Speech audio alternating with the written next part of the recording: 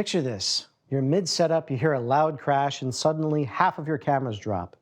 Instead of running across the set, grab your computer and open Iris. With advanced monitoring, you can diagnose everything in seconds. The monitoring tray gives real-time visibility into all connected sources.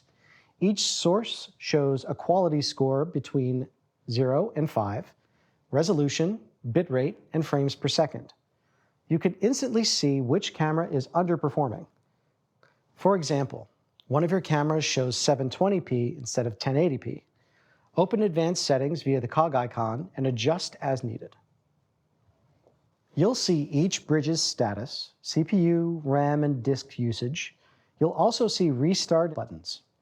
If your bridge is maxed out or low on storage, stream performance will suffer. Restart it to recover quickly. Iris gives you visibility across every source and bridge, so you can troubleshoot it in seconds, not minutes.